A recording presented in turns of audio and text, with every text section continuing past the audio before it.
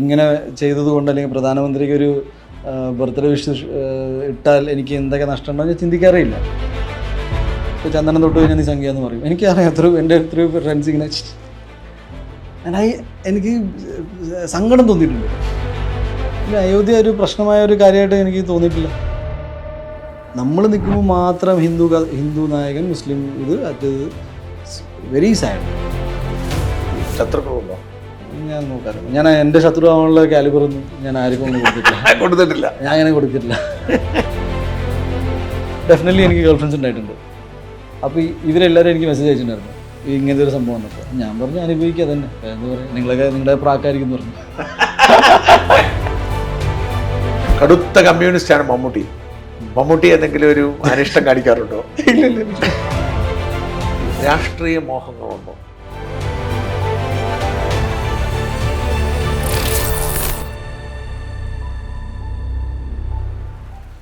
ഈ സിനിമയിൽ ഈ ഒരു മുൻവിധിയുണ്ട് ആളുകൾക്ക്, നിങ്ങളൊരു കമ്മ്യൂണിസ്റ്റുകാരനല്ല, ഇവിടെ കമ്മ്യൂണിസ്റ്റത്തോട് ചേർന്ന് നിൽക്കണമെന്നാണ് ഇവിടെ. ഈ സിനിമയിൽ അത് ബുദ്ധിമുട്ടുണ്ടാക്കിയിട്ടുണ്ടോ? കുറച്ച് പേര് താല്പര്യമൊക്കെ കാണിച്ചിട്ടുണ്ട്. ഞാൻ പിന്നെ അത് റെസ്പെക്ട് ചെയ്യുന്നു. അത് ഓരോരുത്തർക്ക് ഞാൻ എന്ത് പറഞ്ഞു, ഇത് ഇൻഫ്ലുവൻസ് ആയി പോകുന്ന ആൾക്കാർ.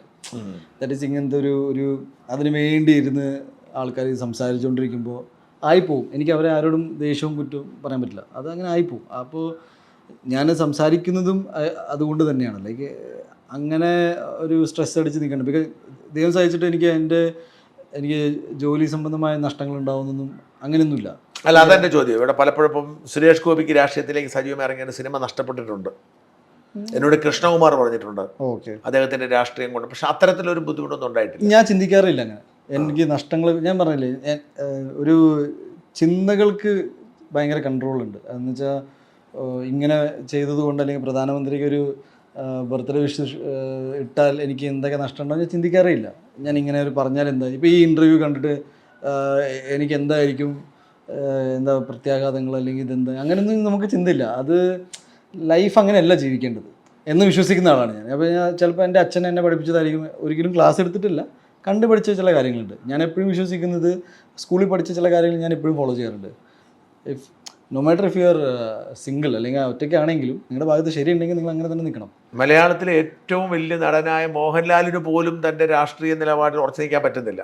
ഉദാഹരണത്തിന് അദ്ദേഹം അയോധ്യയിൽ അദ്ദേഹത്തിന് ക്ഷണം ഉണ്ടായിട്ട് പോയില്ല. എന്നിട്ട് എങ്ങനെയാണ്, എനിക്ക് അതിനെ കുറിച്ചൊന്നും അറിയില്ല. അല്ല വേണ്ട, എന്നിട്ട് എന്തുകൊണ്ട് എങ്ങനെയാണ് നിങ്ങൾക്ക് ഉണ്ണിമുകുന്ദൻ എങ്ങനെയാണ് പക്ഷേ തൻ്റെ നിലപാട് എന്താണെങ്കിലും അത് പറയാനൊരു ധൈര്യം വന്നിരിക്കുന്നത് എങ്ങനെയാണ്? ഇല്ല, അയോധ്യ ഒരു പ്രശ്നമായ ഒരു കാര്യമായിട്ട് എനിക്ക് തോന്നിയിട്ടില്ല. അത് അയോധ്യ ഒരു പ്രശ്നമായ കാര്യം എങ്ങനെയാണ്, നമുക്ക് എല്ലാവരും ഒരു അമ്പലമാണ്, അതിൻ്റെ ഹിസ്റ്ററി ബൈ ഹിസ്റ്ററി പോകണമെങ്കിൽ ആദ്യം ഒരു അമ്പലം ഉണ്ടായിരുന്നു, പിന്നെ പള്ളി വന്നു, പിന്നെ അമ്പലം വന്നു.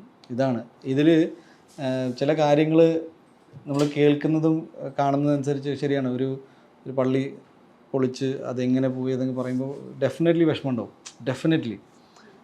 But you have to also accept the fact. Because അതുപോലെ ഇന്ത്യയിൽ ഒരുപാട് അമ്പലങ്ങളും ഒരുപാട് ക്ഷേത്രങ്ങളൊക്കെ നശിച്ചു പോയ കഥകളുണ്ട്. അത് അങ്ങനെയല്ല കാണേണ്ടത്.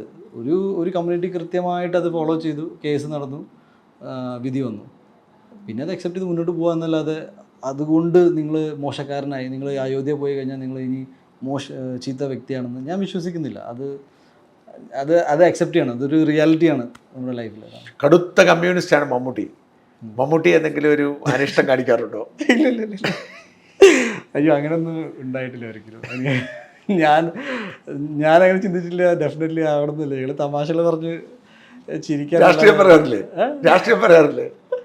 ചിരിക്കും. എന്നോട് സിദ്ദിഖ് പറഞ്ഞത് മമ്മൂക്ക എപ്പോൾ കണ്ടാൽ രാഷ്ട്രീയം വരെ തർക്കിക്കുന്നതാ പറഞ്ഞു. ഇല്ല, ഈസ് എ വെരി സ്വീറ്റ് ഗായ്. പുള്ളി അങ്ങനെ അറ്റ്ലീസ്റ്റ് എൻ്റെ അടുത്ത് ഭയങ്കര ചിരിയും കളിയും കോമഡി പറയുക, അങ്ങനത്തെ ഒരു മമ്മൂക്കനെ നിങ്ങൾ കണ്ടിട്ടുണ്ട്. പുള്ളി അങ്ങനത്തെ ഒരു സൈഡുണ്ട്. അതെയോ? ഒരു വ്യക്തിക്ക് ഒരു ലെയർ ഓഫ് ഉണ്ടാവുമല്ലോ. അങ്ങനെ ഇപ്പം എന്നെ മമ്മൂക്ക കണ്ടത് എൻ്റെ 22-ാം വയസ്സിൽ മമ്മൂക്ക എന്നെ കണ്ടിട്ടുണ്ട്. ഇന്ന് എനിക്ക് 36 സോ ആരേക്കാളും മമ്മൂക്കയ്ക്ക് എന്നെ നന്നായിട്ട് അറിയാമെന്ന് ഞാൻ വിശ്വസിക്കുന്നു. ഒരു ചെറുപ്പക്കാരൻ എന്ന നിലയിൽ പുള്ളി എന്നെ കണ്ടിട്ടുണ്ട്. ബോംബെ മാർച്ച് 12 എന്ന സിനിമയിൽ ആദ്യമായിട്ട് ഒരു സിനിമയിൽ അഭിനയിക്കുന്ന പറഞ്ഞ പുള്ളിയാണ്. അന്നൊന്നും ഞാൻ ഈ എന്താ പറയുക, അങ്ങനെയൊന്നുമില്ല. ആൾക്കാർ, അതാണ് ഞാൻ പറയുന്നത്, ഈ ദൂരെ നിന്നിട്ട് ആൾക്കാർ ഇങ്ങനെ ചിന്തിച്ചുകൊണ്ടിരിക്കും, ആളെങ്ങനെയായിരിക്കും, ഇവരിങ്ങനെയായിരിക്കും. അല്ല, മമ്മൂക്ക അപ്പോൾ ഒരു സാധുവായിരുന്നാ പറഞ്ഞു. ഞങ്ങളൊക്കെ കരുതി അങ്ങനെ ഗൗരവക്കാരനാ. ഗൗരവമുണ്ട്, മമ്മൂക്കയെ ഗൗരവം ഇല്ലാന്നൊന്നും ഞാൻ പറയുന്നില്ല. എനിക്ക് തോന്നി രണ്ട് സൈഡ് ഉണ്ടല്ലോ, രണ്ടല്ല 3-4 സൈഡ് ഉണ്ടാവും. എനിക്ക് എന്നെ കുറിച്ച് പറയാനുള്ളത്, ഞാനൊരു ഉള്ളിയെ പോലെ, മറ്റേ സവോളയില്ലേ, ഇങ്ങനെ യു ക്യാൻ പീൽ ഒരുപാട് ലെയേഴ്സ് ഉണ്ടാവും. നമ്മുടെ മുന്നിൽ വരുന്ന ആൾക്കാരാണ് നമ്മുടെ ഏറ്റവും വലിയ നമ്മൾ ആരാണെന്ന് നമുക്ക് തന്നെ തിരിച്ചറിവ് ഉണ്ടാക്കി തരിക. ഇപ്പം ഞാൻ വളരെ ഐ തിങ്ക് എന്നെക്കുറിച്ച് കുറച്ച് കാലം മുന്നേ വരെ ഉണ്ണി ഭയങ്കര പാവാണ്, ഇൻ്റർവ്യൂ ചിരിക്കും എന്നൊക്കെയായിരുന്നു. ഇപ്പോൾ എൻ്റെ അടുത്ത് ഒരാൾ പറഞ്ഞു ഉണ്ണിയുടെ ഇൻ്റർവ്യൂസ് ഭയങ്കര സീരിയസ് ആണ്, അങ്ങനെയാണ്. ഞാൻ പക്ഷേ സീരിയസ് ആവാനൊന്നും ചെയ്യുന്നില്ല. എൻ്റെ അടുത്ത് ചോദിക്കുന്ന ചോദ്യം, നീ ED റെഡി ചെയ്തപ്പോൾ എന്തായിരുന്നു അനുഭവം, ചിരിച്ചോട് പറയാൻ പറ്റും. കേസ് ഇങ്ങനെയായി. എൻ്റെ ലൈഫിൽ ഞാൻ ഒരിക്കലും കേൾക്കാൻ ആഗ്രഹിക്കാത്ത കാര്യങ്ങളുണ്ട്. ഇപ്പോൾ ഇനി വേറെ കാര്യം, ഇപ്പോൾ ഡെഫിനറ്റ്ലി എനിക്ക് ഗേൾ ഫ്രണ്ട്സ് ഉണ്ടായിട്ടുണ്ട്. അപ്പോൾ ഇവരെല്ലാവരും എനിക്ക് മെസ്സേജ് അയച്ചിട്ടുണ്ടായിരുന്നു ഇങ്ങനത്തെ ഒരു സംഭവം വന്നപ്പോൾ. ഞാൻ പറഞ്ഞു അനുഭവിക്കുക തന്നെ, എന്താ പറയുക, നിങ്ങളുടെ പ്രാക്കാരിക്കും എന്ന് പറഞ്ഞു. ഇതെന്താണ് പിന്നെ ഗേൾ ഫ്രണ്ട്സ് ഒന്നും നിൽക്കാതെ? അതല്ല, ഞാൻ അങ്ങനെ അതും എനിക്കൊരു ഉണ്ടായിട്ടൊന്നുമില്ല, ലൈക്ക് ഒരു ഡാർക്ക് ഹിസ്റ്ററി ഒന്നുമില്ല. ഞാൻ എൻ്റെ ജീവിതത്തിൽ എൻ്റെ സിനിമ, എൻ്റെ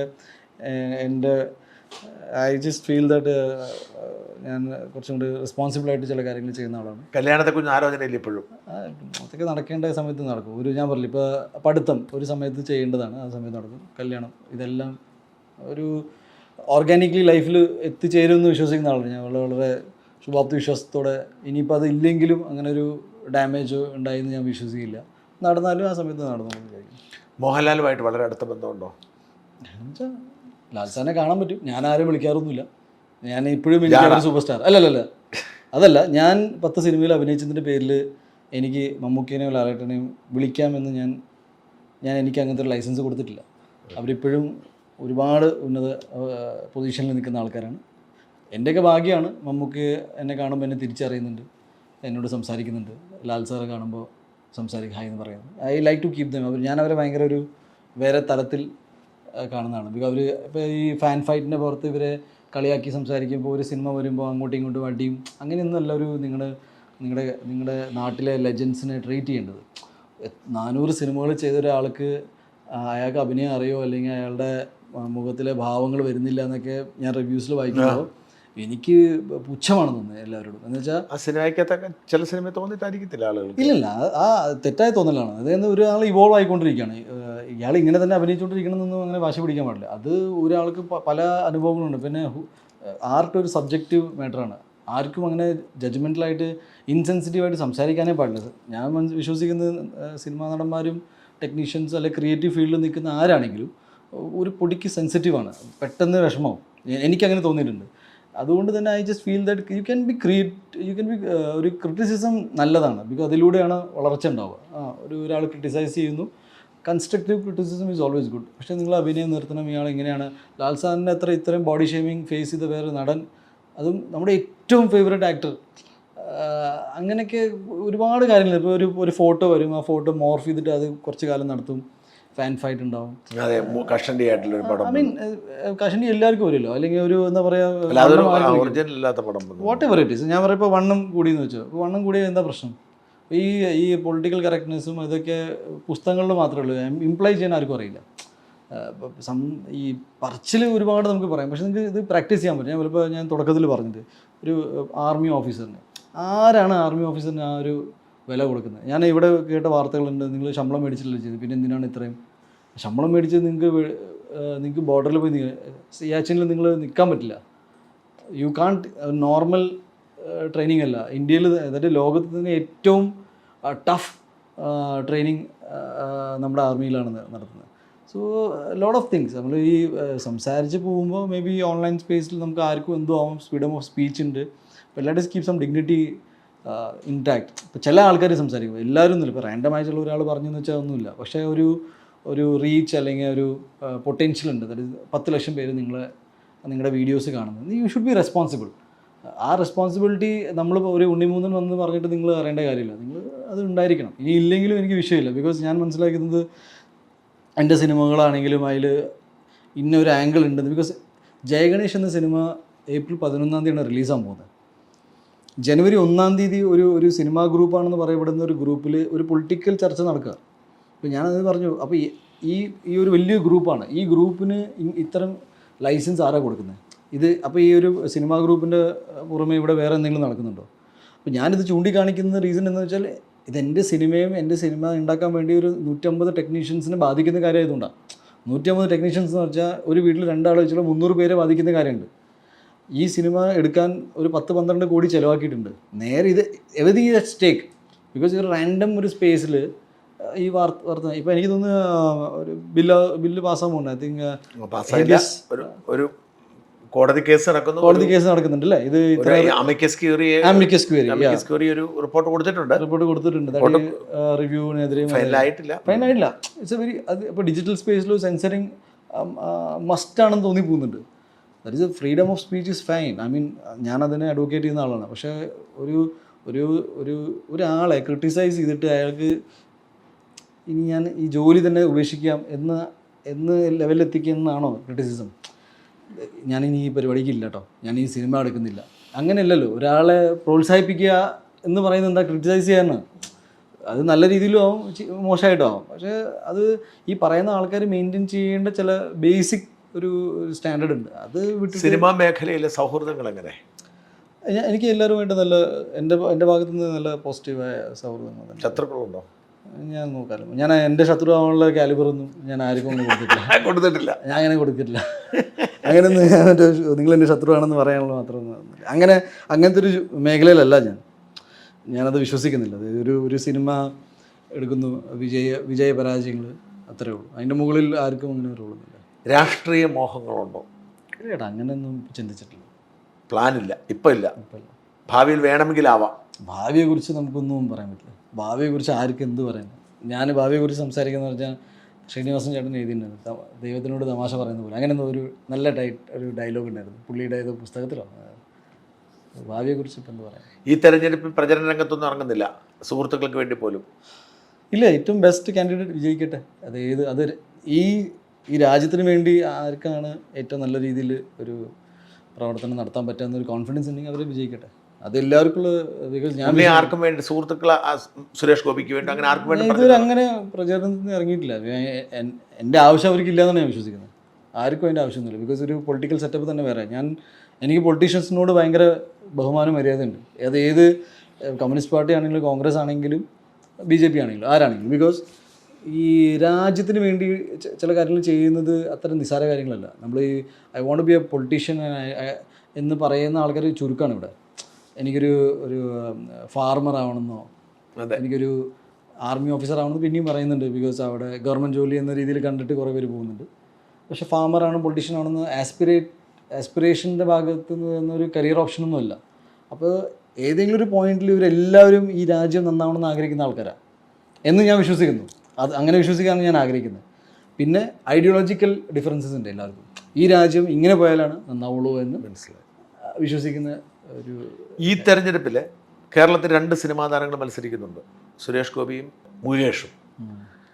മുകേഷും മത്സരിക്കുന്നു. സുരേഷ് ഇവർ പ്രചരണത്തിന് വിളിച്ചാൽ പോവോ? പ്രസംഗിക്കാൻ വിളിച്ചാൽ? ഇല്ല. എനിക്ക് അങ്ങനെ ഭയങ്കര പ്രസംഗമൊന്നും കാര്യങ്ങളൊന്നുമില്ല. സുരേഷ് ചേട്ടനെയാണ് നന്നായിട്ട് ആർക്കും പ്രസംഗിക്കാൻ പറ്റില്ല. അതുപോലെ തന്നെ മുകേഷ് ചേട്ടനും ഗംഭീരമായിട്ട് സംസാരിക്കും. അവർ പരസ്പരം സംസാരിച്ച് തീർത്തോളം അതോട് പോകുന്നില്ല. നമ്മുടെ ഏരിയ അല്ല. Not my area. ഈ ഉണ്ണിമുകുന്ദൻ എന്ന നടൻ്റെ ജീവിതത്തിലെ വലിയ വഴിത്തിരിവായിരുന്നു 2023 എന്ന് വേണേൽ പറയാം. 2022 തോന്നുന്നു എനിക്ക് ഇറങ്ങിയതല്ലേ മേപ്പടിയാനും? 22 പക്ഷേ 23 ആയിരുന്നു അതിൻ്റെ ഒരു ഇമ്പാക്റ്റ് ഉണ്ടാക്കിയത്, മേപ്പടിയാനും മാളിയപ്പുറവും. അപ്പം ഞാനൊക്കെ പ്രതീക്ഷിച്ചിരുന്നത് പിന്നെ 2023 മുഴുവൻ ഉണ്ണിമുകുന്ദൻ്റെ സിനിമ ആയിരിക്കും. ആ ഭയങ്കര ഇമ്പാക്റ്റ് ഉണ്ടാക്കിയിരുന്നു, അങ്ങനെ സ്പേസ് ഔട്ട് ഉണ്ടായിരുന്നു. പക്ഷെ പിന്നെ ഒരു പടം ഇറങ്ങിയില്ല. അത് ആക്ച്വലി എനിക്കിങ്ങനെ ഒരുപാട് സിനിമകൾ ചെയ്യണമെന്ന് അങ്ങനെയൊന്നുമില്ല. ചെയ്യുന്ന സിനിമ വൃത്തിയായിട്ട് ഇറക്കണമെന്നുണ്ട്, നന്നായിട്ട് ചെയ്യണമെന്നുണ്ട്. അപ്പോൾ ഞങ്ങൾ മാളികപ്പുറം അഗൈൻ നമ്മൾ ഈ പറഞ്ഞ ഒരുപാട് കാര്യങ്ങൾ not in a right frame of mind to work. എനിക്ക് കുറച്ച് ഞാനും എൻ്റെ സിനിമകളൊക്കെ തിരഞ്ഞെടുക്കുന്ന ഒരു കൂട്ടം ഫ്രണ്ട്സൊക്കെ ഉണ്ട്. ഞങ്ങൾ ഒരുപാട് ഇരുന്ന് വായിച്ചു. അതായത് ധാരാളം സിനിമകൾ വന്നു, പക്ഷേ തൽക്കാലം വേണ്ടാന്ന് വെച്ചു ആ സമയത്ത്. അത് എനിക്ക് ഇഷ്ടപ്പെടാത്തതുകൊണ്ട് അത് എന്ത് ചെയ്തു? സിനിമ വായിച്ചുകൊണ്ടിരുന്നു. ഞാൻ സ്ക്രിപ്റ്റ് സിംഗിൾ സ്ക്രിപ്റ്റ് വായിക്കുന്ന ആളാണ്. രണ്ടാമത്തെ മീറ്റിംഗ് അങ്ങനെ അധികം പോകാറില്ല. നമ്മൾ ഫസ്റ്റ് മീറ്റിങ്ങിൽ തന്നെ സ്ക്രിപ്റ്റ് വായിക്കുന്നു, ഡിസിഷൻ എടുക്കുന്നു. എനിക്ക് ഈ റൈറ്റേഴ്സിനെ അങ്ങനെ 3 ദിവസം വന്നിട്ട് വരും, ഞാൻ അന്ന് ആലോചിക്കട്ടെ എന്ന് പറയുന്ന ആളല്ല. ഡേറ്റ് കൊടുക്കും, ആ സമയം ഡേറ്റും സമയം കൊടുക്കും. ആ സമയത്ത് നമ്മൾ 2 മണിക്കൂറിൽ വായിച്ചു തീർക്കും. അപ്പോൾ തന്നെ ചെയ്യണോ വേണ്ടെന്ന് തീരുമാനിക്കും. ഒരു വ്യക്തമായ കാരണം കൊടുക്കും. ഐ തിങ്ക് റൈറ്റേഴ്സിന് കൊടുക്കുന്ന ഏറ്റവും മിനിമം മര്യാദ അതാണെന്നാണ് ഞാൻ വിശ്വസിക്കുന്നത്. അപ്പോൾ ഈ 2020 ഒരുപാടെണ്ണം വായിച്ചു. എന്താണ് സിനിമ വായിച്ചു കാണും? ഞാൻ പേഴ്സണലി ഒരു 300-400 സ്ക്രിപ്റ്റ്സ് 300-400 സ്ക്രിപ്റ്റ്സ് വായിച്ചിട്ടുണ്ട്. അത് സ്ക്രിപ്റ്റ് എന്ന് പറഞ്ഞാൽ മിനിമം ഒരു 3 മണിക്കൂർ വെച്ചിട്ട് റീഡിങ് നിങ്ങൾ കൂട്ടിക്കോളൂ. അപ്പോൾ അതായത് നമുക്ക് വന്ന പ്രപ്പോസൽ ആയിരുന്നില്ല അതെ, അത്രയും സിനിമ. അത്രയും സിനിമകളുണ്ട്, ഒരുപാട് സിനിമയുണ്ട്. അത് ഞാൻ പറയുന്നത് ഇങ്ങനെ ആൾക്കാർ പറയുന്നില്ലേ ഇയാളെ ഇല്ലാതാക്കും, അങ്ങനെയൊന്നും ഇല്ലാതാക്കാൻ പറ്റില്ല. അത്രയും സിനിമ ഉണ്ട്, ആർക്കും ആരും ഇല്ലാതാക്കും. സിനിമ ഇല്ലാത്തതല്ല പ്രശ്നം, നമുക്ക് വേണ്ടത് ബിക്കോസ് എന്താ ക്വാളിറ്റി 300 സ്ക്രിപ്റ്റ്സ് വന്നു. More than that. അത് ഇനി അതിൽ ഇത് സിനിമയുടെ സ്ക്രിപ്റ്റ് ഉണ്ട്, 1 ലൈൻസ് ഉണ്ട്, ജസ്റ്റ് സ്റ്റോറി നരേഷൻ ഉണ്ട് 1 മണിക്കൂർ. അപ്പോൾ ഇതൊക്കെ നോക്കാൻ പോയാൽ അപ്പോൾ എനിക്കിങ്ങനെ വരികയാണെങ്കിൽ ഇപ്പോൾ ലാൽ സാറിന് 1000 വരുന്നുണ്ടാവും. മനസ്സിലായി. ഞാൻ പറഞ്ഞത് ഇത് ഒരു കാറ്റഗറി അനുസരിച്ചിട്ടാണ് വരിക. എന്നിട്ട് ഇത് കേട്ട് കഴിഞ്ഞ തവണ കേട്ട് കഴിഞ്ഞാൽ അങ്ങനെയാണ് ഏകദേശം എന്നിട്ട് കൊള്ളാമെന്ന് തുടങ്ങി എത്ര സിനിമ സെലക്ട് ചെയ്ത് കാണും? നമ്മളിപ്പോൾ കംപ്ലീറ്റ് ചെയ്ത സിനിമയാണ് ജയഗണേഷ്. പിന്നെ ഞാൻ അതിൻ്റെ ഇടയ്ക്ക് എനിക്കൊരു നല്ലൊരു സിനിമ വന്ന് തമിഴിൽ നിന്ന് ഞാൻ ഒരു 12 വർഷം വെട്ടറിമാരൻ ദുരൈ സെന്തിൻ്റെ ഒരു തമിഴ് പടം, അത് കംപ്ലീറ്റ് ചെയ്തു ഷൂട്ടിങ്. ദെൻ ഞാൻ ഗെറ്റ്സ് ഇറ്റ് ബേബി എന്ന് പറയുന്നൊരു സിനിമയുണ്ട്, ഒരു IVF ബേസ് ചെയ്തിട്ടൊരു സിനിമ. എനിക്കൊരു അങ്ങനത്തെ ഒരു കുടുംബചിത്രം ചെയ്യണമെന്നുണ്ടായിരുന്നു. സംവിധാനം അത് വിനയ് ഗോവിന്ദ് എന്ന് പറഞ്ഞ കിളിപ്പോയി ആസിഫ് നച്ച് ചെയ്ത സിനിമ. ആൻഡ് സജീവ് എന്ന് പറഞ്ഞ എൻ്റെ സുഹൃത്താണ് പടം പ്രൊഡ്യൂസ് ചെയ്തേക്കുന്നത്. ലാൽ സാറിൻ്റെ ഏറ്റവും റൈറ്റ് ഹാൻഡ് എന്ന് പറയുന്നത് വിശ്വശാന്തി ഫൗണ്ടേഷൻ്റെ ഡയറക്ടറാണ്. ആൻഡ് പ്രൊഡ്യൂസറാണ്, ഇപ്പോൾ പ്രൊഡ്യൂസറായി.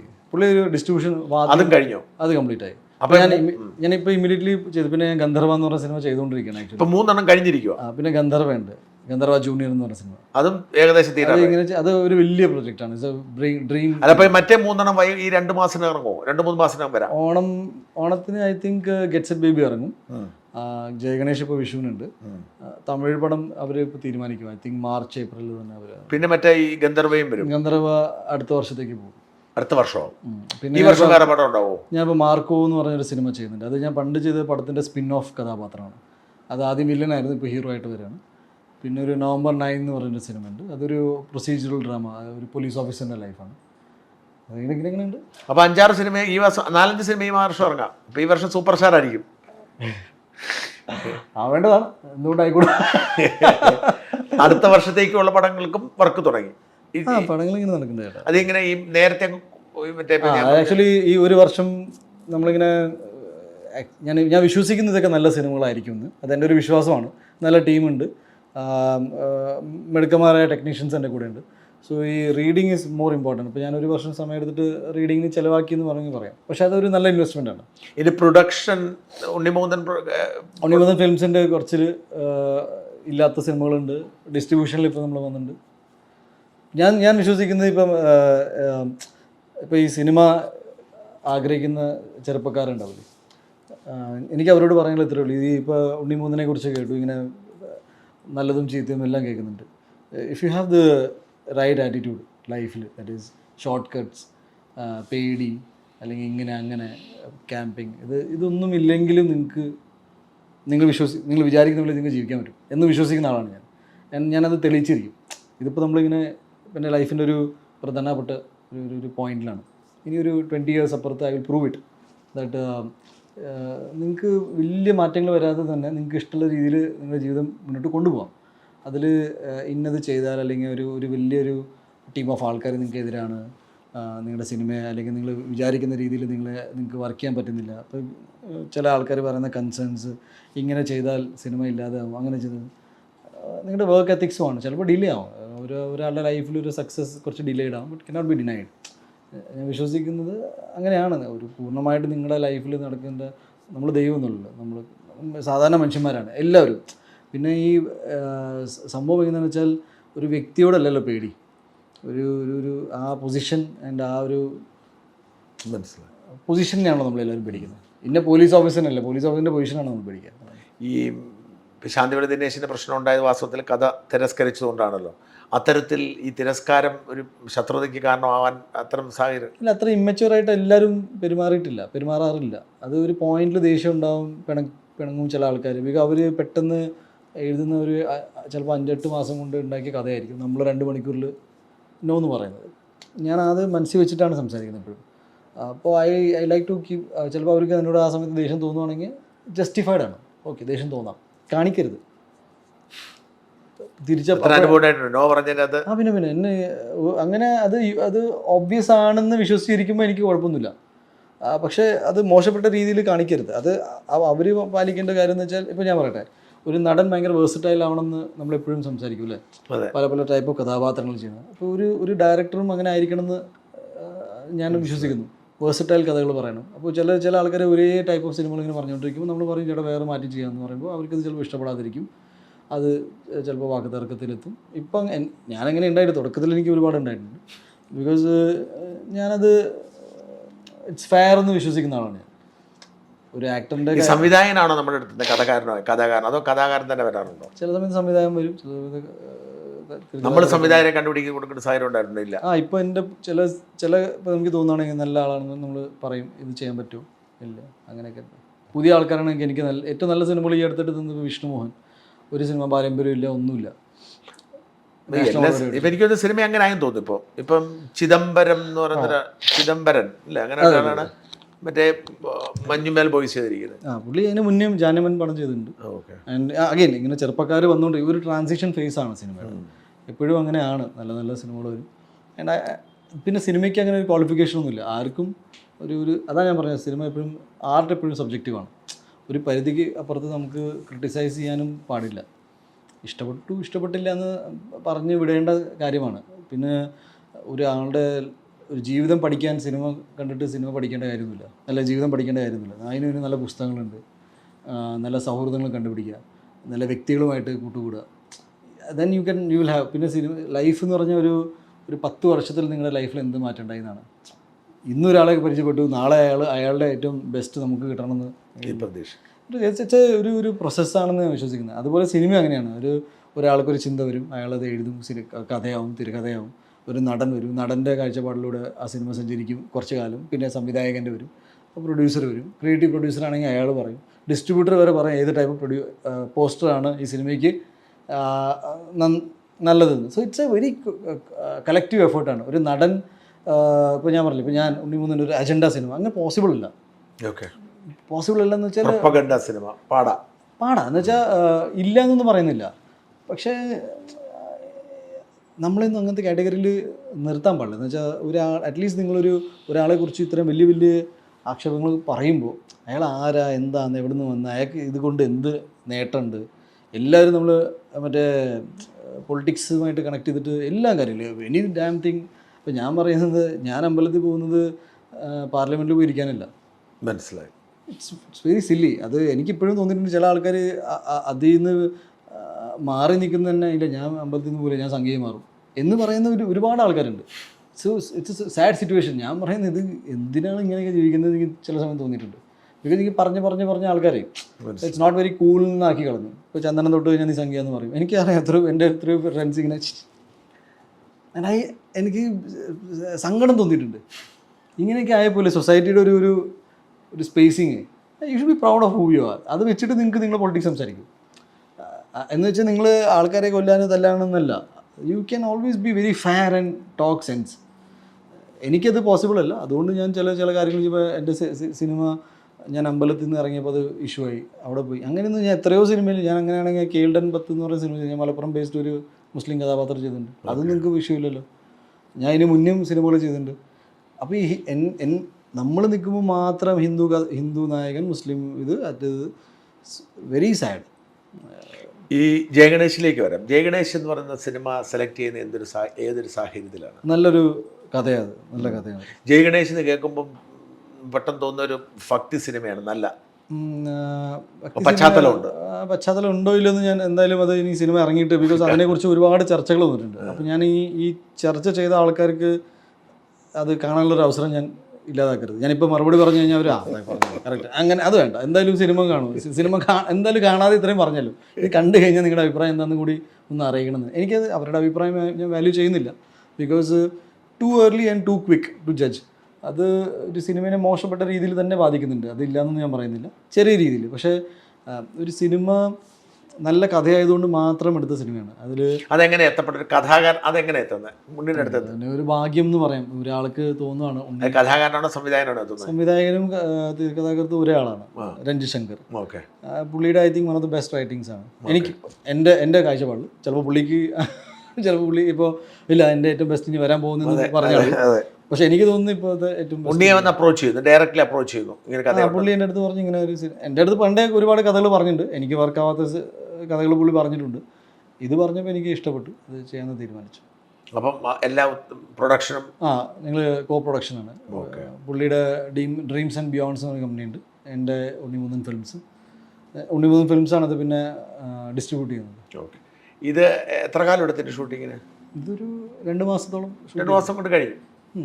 അത്യാവശ്യം സമയം എടുത്തു. പിന്നെ എൻ്റെ പ്രീ വർക്കും കാര്യങ്ങളൊക്കെ ആയിട്ട് ഒരു 5-6 മാസം കംപ്ലീറ്റ്ലി എല്ലാം കഴിഞ്ഞിരിക്കുന്നു. ഇനിയിപ്പം 11-ാം തീയതി ഏപ്രിൽ 11 റിലീസ് ഉണ്ട്. വിഷു റിലീസ്. അതിൻ്റെ എല്ലാ നടപടിക്രമങ്ങളും പൂർത്തിയായി. ഏകദേശം സെൻസറാവാൻ ബാക്കിയുണ്ട്. അതിൻ്റെ പ്രതീക്ഷ പടം വലിയ ഹിറ്റാവുന്നതാണ്, എല്ലാവർക്കും ഇഷ്ടപ്പെടും. നല്ല ഹിറ്റും ഫ്ലോപ്പ് എന്ന് നമ്മൾ ഉപയോഗിക്കുന്ന വാക്കെന്ന് വെച്ചാൽ വാണിജ്യപരമായാണെങ്കിലും അത് എനിക്ക് ഗുണം ചെയ്യുന്ന സിനിമയായിരിക്കും.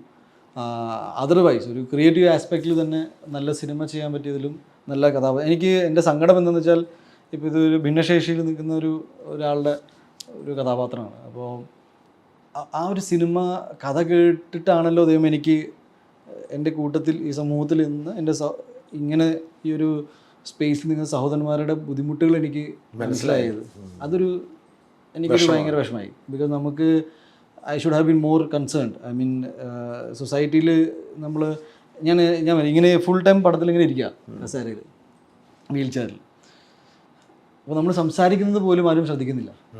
അപ്പോൾ എനിക്ക് മനസ്സിലായത് എനിക്ക് മാത്രമുള്ള പ്രോബ്ലമല്ല. എന്നോട് ഞാൻ മഹിമയോട് പറയും, മഹിമ ഇത് ഇറ്റ്സ് വെരി ഇറിറ്റേറ്റിംഗ്. ബിക്കോസ് ഞാനൊരു കാര്യം പറയുമ്പോൾ ആരും ശ്രദ്ധിക്കുന്നില്ല. ബിക്കോസ് എല്ലാവരും നിൽക്കുമ്പോൾ നമ്മുടെ വോയിസ് എത്തുന്നില്ല, ഇങ്ങനെ പോകുമ്പോൾ തട്ടിയിട്ട് പോകും. ചെറിയ കാര്യമാണ് ഞാൻ പറഞ്ഞു വന്നത്, ഭയങ്കര. ബട്ട് ഐ ഫീൽ നമ്മളെക്കാളും എത്രത്തോളം മെൻ്റൽ സ്ട്രെങ്ത് ഉള്ള ആൾക്കാരായിട്ടാണ് ഞാൻ ഇവരെ കാണുന്നത്. ബിക്കോസ് ഈ സമൂഹം designed for the so called നമ്മുടെ പെർസെപ്ഷനുള്ള പെർഫെക്റ്റിന് വേണ്ടിയിട്ട് ഡിസൈൻഡ് സൊസൈറ്റിയാണ്. എൻജിനീയറിംഗ് ഉൾപ്പെടെ. ദാറ്റ് ഈസ് ഒരു തിയേറ്ററിൽ പോകണമെങ്കിൽ റാമ്പുള്ള സ്ഥലങ്ങളുണ്ടോ എന്ന് എനിക്ക് അറിഞ്ഞു.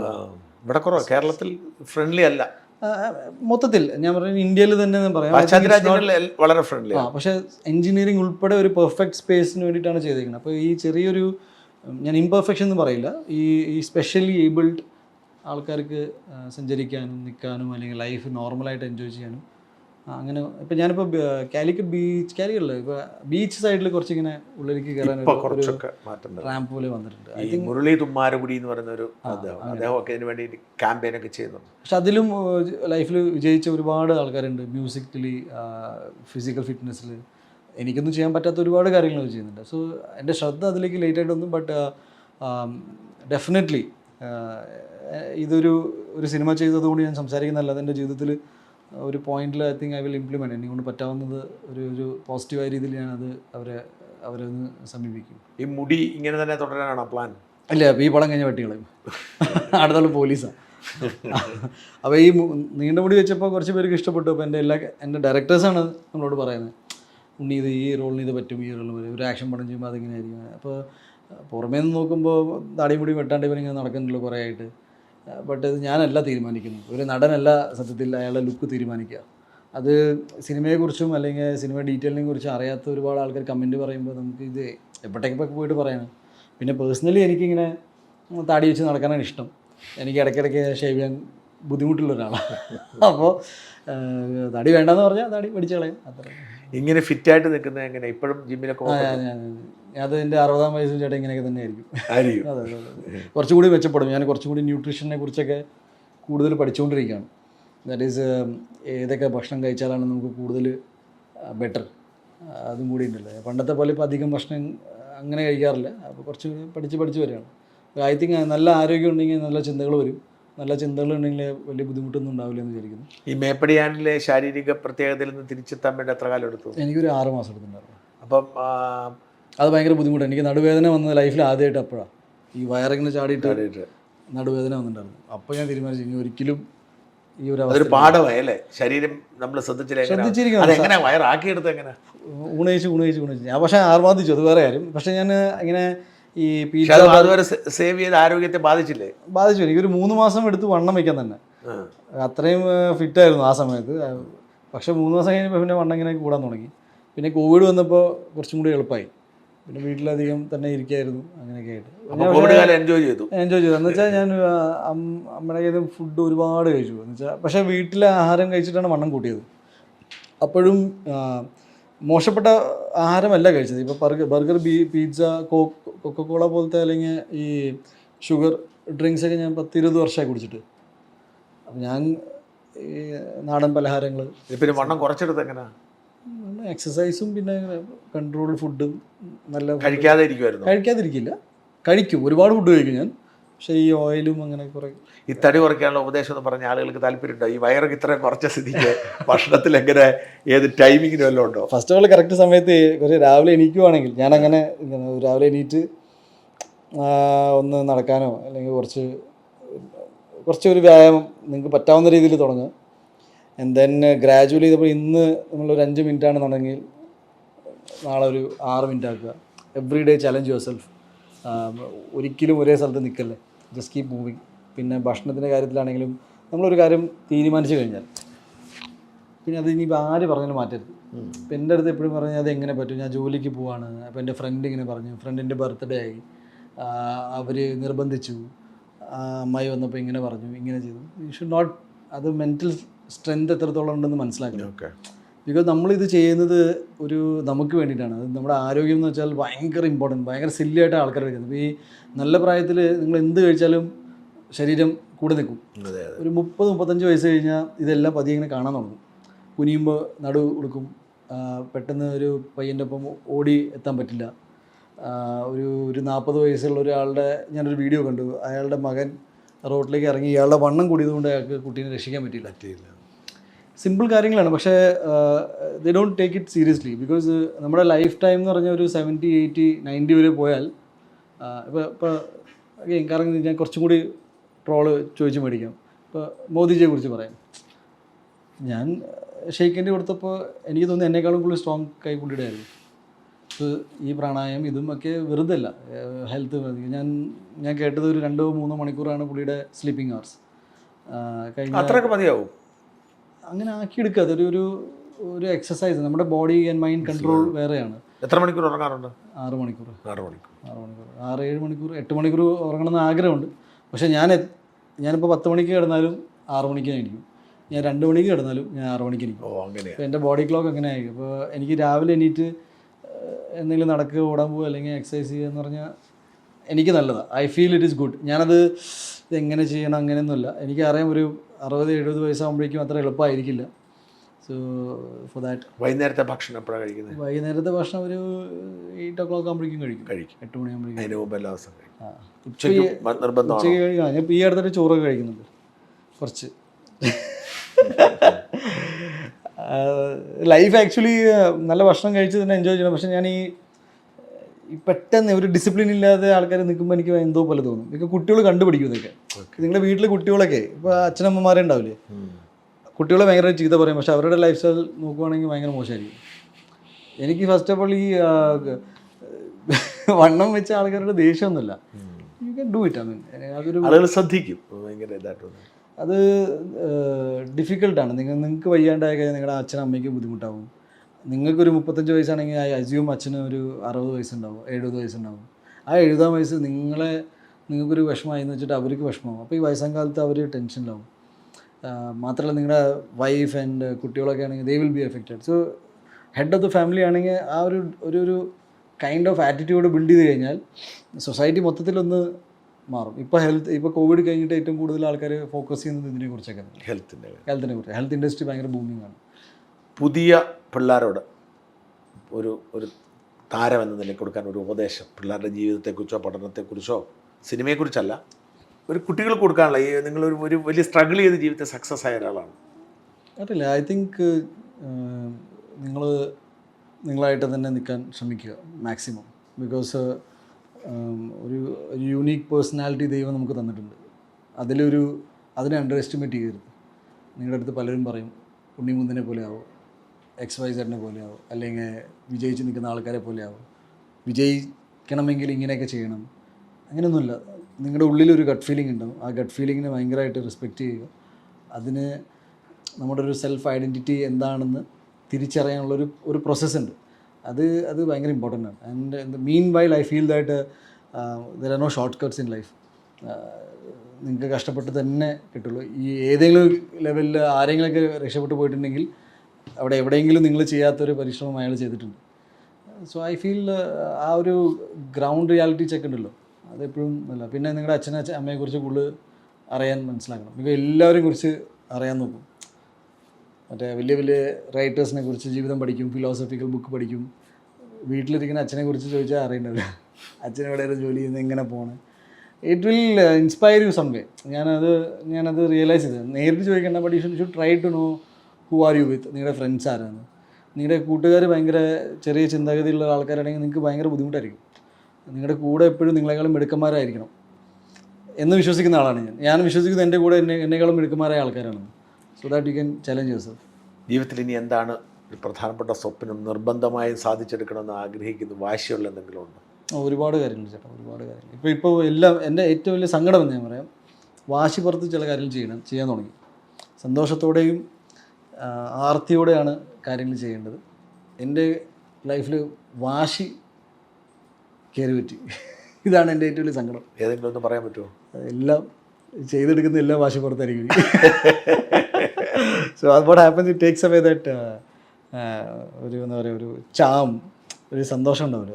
ഞാനിത് കഷ്ടപ്പെട്ടു എടുത്തു. അപ്പോൾ വാശി എന്ന് പറഞ്ഞാൽ നമുക്ക് എങ്ങനെ ഇത് സ്വന്തമാക്കണം, അതിന് വേണ്ടി ടു മച്ച് എക്സേഷൻ വരും, സ്ട്രെസ്സ് കൂടും, അങ്ങനെയൊക്കെ. അത് ഞാൻ മാറ്റിയെടുക്കും. അത് കുറച്ച് കഴിഞ്ഞാൽ മാറും. അത് എനിക്ക് എൻ്റെ ഏറ്റവും നല്ല കാര്യം എന്ന് വെച്ചാൽ എനിക്ക് മനസ്സിലായിട്ടുണ്ട് ഇത് മൊത്തം വാശി പുറത്താണെന്ന്. മലയാളത്തിലെ ഏറ്റവും പ്രശസ്തരായ നടൻ മമ്മൂട്ടി മോഹൻലാലാണ്. അതുപോലെ ആവട്ടെ ഉണ്ണി എന്നാണ് എൻ്റെ പ്രാർത്ഥന. വലിയ നടനാവട്ടെ, ഇനിയും ഉയരങ്ങൾ കീഴടക്കട്ടെ എന്ന് മാത്രമല്ല, ഉണ്ണിക്ക് കൃത്യമായ വിഷനുണ്ട്. അതുകൊണ്ട് എൻ്റെ ഒരു ആഗ്രഹവും സ്വപ്നവും ഉണ്ണി ഈ നാടിനെ നയിക്കുന്ന ഒരു കാലം വരട്ടെ എന്നുള്ളതാണ്. ഇത് ഏറ്റവും വലിയ ട്രോളായിരിക്കും എൻ്റെ അഭിപ്രായമാണല്ലോ. അതുകൊണ്ട് ഞാൻ അതിനുള്ള ആശംസ, പ്രാർത്ഥന എല്ലാം. Thank you so much.